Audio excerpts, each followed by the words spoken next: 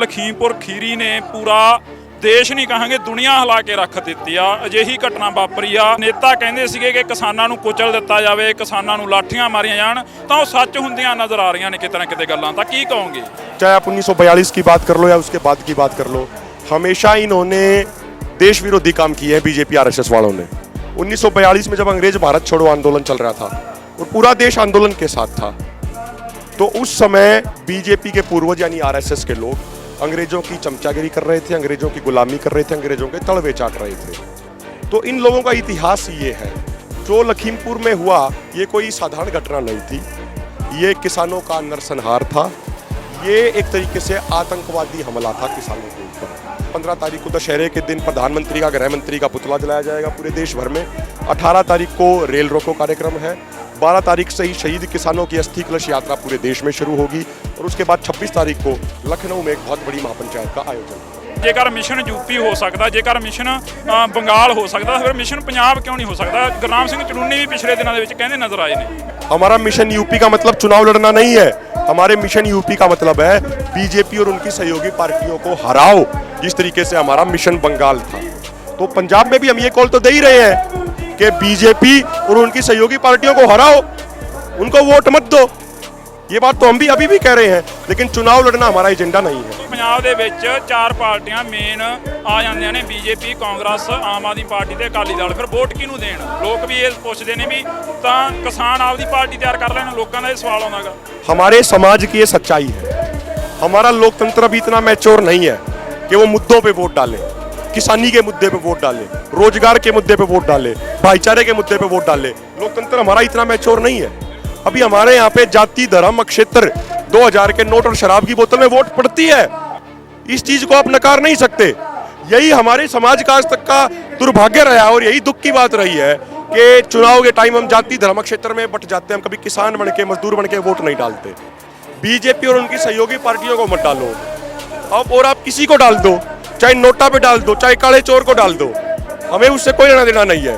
BJP इनकी सहयोगी पार्टियों को मत डालो। ਜਿਨੇ ਅੱਜ ਵੀ ਕਾਫੀ ਇਕੱਠ ਆ, ਇਦਾਂ ਲੱਗਦਾ ਕਿ ਇਹ ਯਾਰ ਕਿਸਾਨਾਂ ਦੀ ਰੈਲੀ ਤੋਂ ਬਿਨਾ ਹੋਰ ਕਿਤੇ ਜਾਂਦੇ ਨਹੀਂ ਹੈਗੇ। ਪਰ ਜਦੋਂ ਬੀਜੇਪੀ ਜਾਂ ਕਾਂਗਰਸ ਜਾਂ ਅਕਾਲੀ ਦਲ ਦੀ ਰੈਲੀ ਦੇਖਦੇ ਆ ਤਾਂ ਉੱਥੇ ਵੀ ਬਹੁਤ ਲੋਕ ਦੇਖਣ ਨੂੰ ਮਿਲਦੇ ਨੇ। ਉਹ ਕਹਿੰਦੇ ਨੇ ਅਸੀਂ ਵੀ ਤਾਂ ਕਿਸਾਨ ਆ, ਅਸੀਂ ਵੀ ਤਾਂ ਕਿਸਾਨਾਂ ਦੇ ਪੁੱਤ ਆ। ਉਹ ਇਦਾਂ ਦੀਆਂ ਗੱਲਾਂ ਕਰਦੇ ਨੇ। ਫਿਰ ਉਹਨਾਂ ਨੂੰ ਕੀ ਜਵਾਬ ਦਿਓਗੇ? ਉਹਨਾਂ ਨੂੰ ਕੀ ਪੁੱਛੋਗੇ?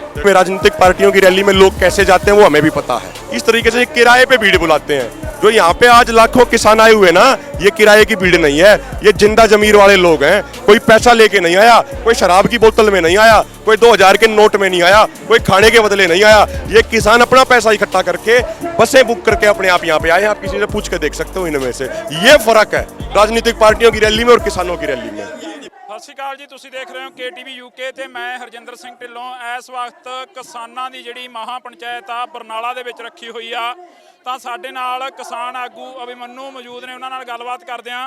ਅਭਿਮਨੂ ਜੀ, ਪਹਿਲਾਂ ਬਹੁਤ ਬਹੁਤ ਸਵਾਗਤ ਹੈ ਜੀ ਤੁਹਾਡਾ। बहुत बहुत धन्यवाद आपके और आपके सभी दर्शकों को हाथ जोड़ के नमस्कार, सत श्री अकाल। ਅਭਿਮਨੂ ਜੀ, ਜੇ ਗੱਲ ਕਰੀਏ ਤਾਂ ਲਖੀਮਪੁਰ ਖੀਰੀ ਨੇ ਪੂਰਾ ਦੇਸ਼ ਨਹੀਂ ਕਹਾਂਗੇ ਦੁਨੀਆ ਹਿਲਾ ਕੇ ਰੱਖ ਦਿੱਤੀ ਆ। ਅਜਿਹੀ ਘਟਨਾ ਵਾਪਰੀ ਆ ਜਿੱਥੇ ਕਿਸਾਨ ਨੇਤਾ ਕਹਿੰਦੇ ਸੀਗੇ ਕਿ ਕਿਸਾਨਾਂ ਨੂੰ ਕੁਚਲ ਦਿੱਤਾ ਜਾਵੇ, ਕਿਸਾਨਾਂ ਨੂੰ ਲਾਠੀਆਂ ਮਾਰੀਆਂ ਜਾਣ, ਤਾਂ ਉਹ ਸੱਚ ਹੁੰਦੀਆਂ ਨਜ਼ਰ ਆ ਰਹੀਆਂ ਨੇ ਕਿਤੇ ਨਾ ਕਿਤੇ ਗੱਲਾਂ। ਤਾਂ ਕੀ ਕਹੋਗੇ? देखिए, जो बीजेपी आरएसएस का इतिहास है वो एक तरीके से आप ये कह सकते हो, चाहे आप 1942 की बात कर लो या उसके बाद की बात कर लो, हमेशा इन्होंने देश विरोधी काम किए हैं बीजेपी आरएसएस वालों ने। मैं आपको एक उदाहरण देता हूँ।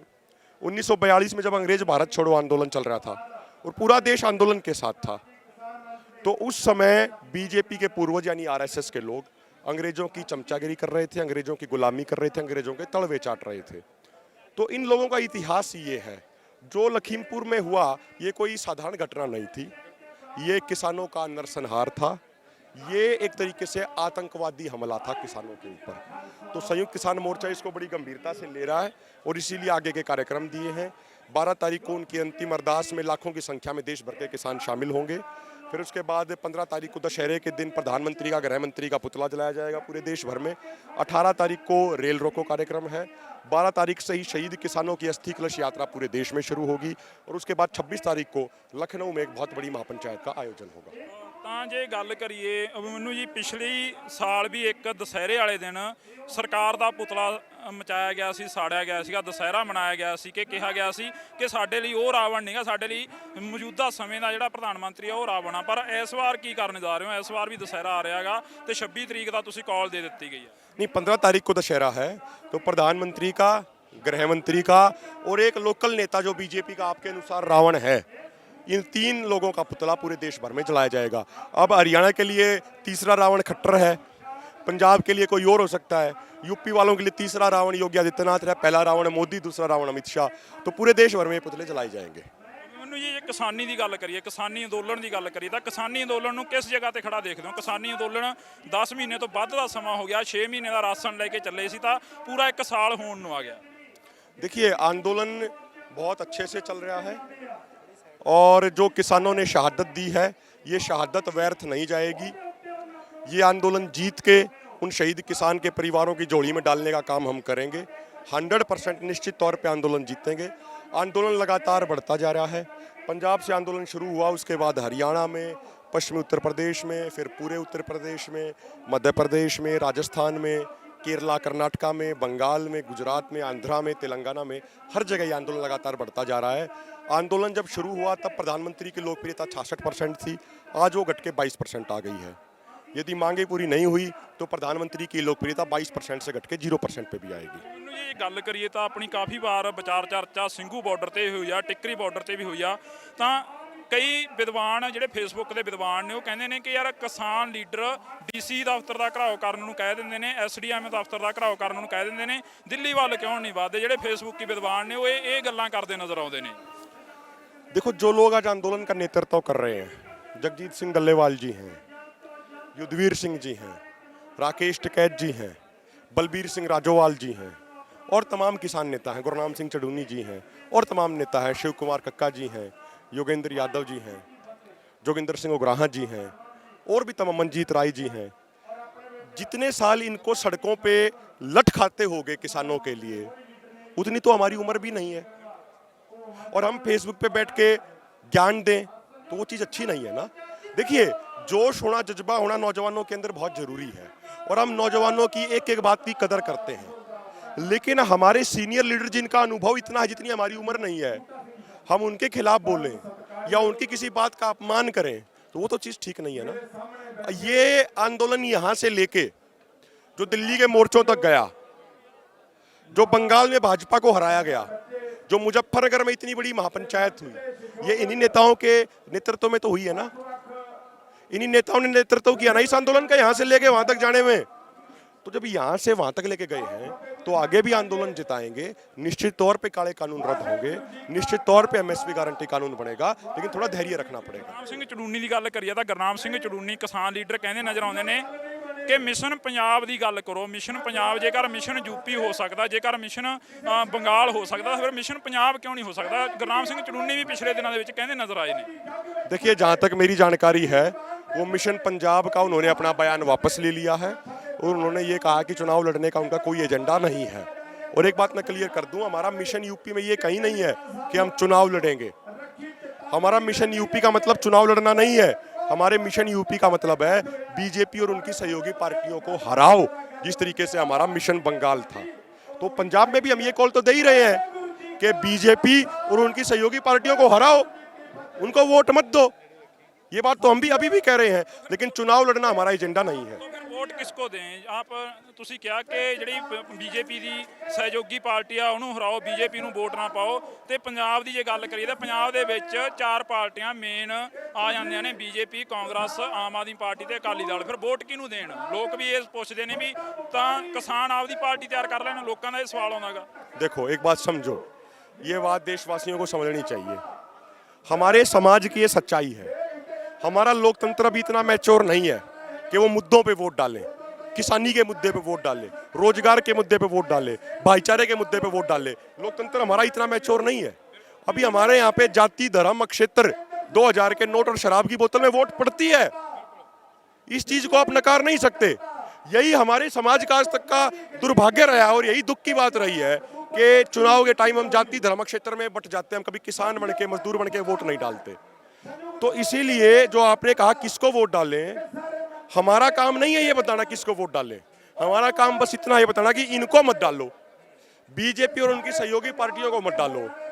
अब और आप किसी को डाल दो, चाहे नोटा पे डाल दो, चाहे काले चोर को डाल दो, हमें उससे कोई लेना देना नहीं है।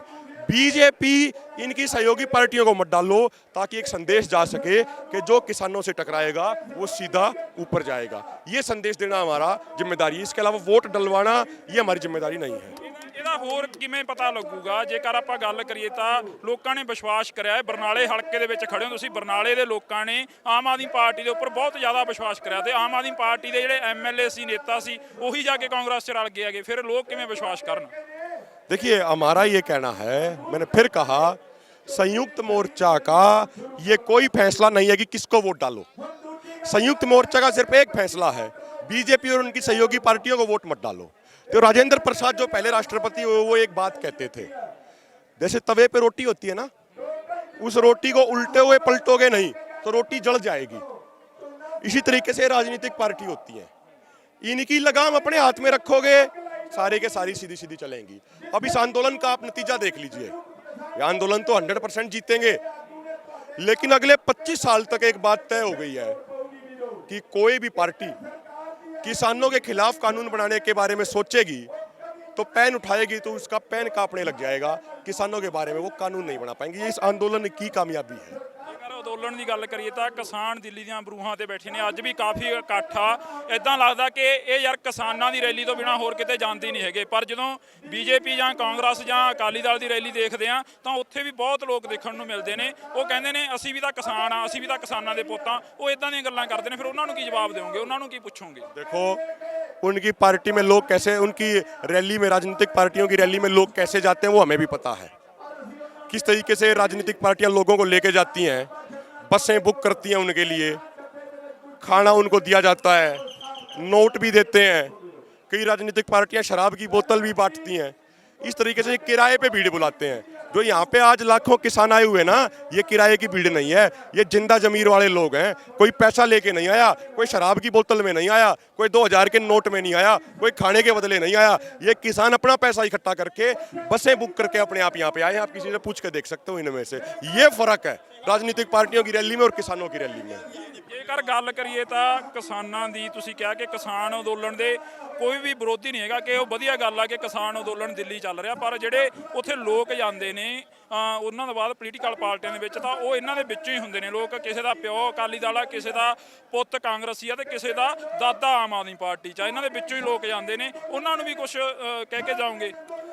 देखो मान लो कोई व्यक्ति किसी पार्टी से जुड़ा हुआ है, लेकिन वो पार्टी का जुड़ाव छोड़ के, पार्टी के जुड़ाव को पीछे रख के वो पहले किसान बन के आंदोलन में जा रहा है, किसानी का झंडा लेके आंदोलन में जा रहा है पार्टी का झंडा छोड़ के, तो इससे ज्यादा खुशी की बात और बड़ी बात और क्या हो सकती है?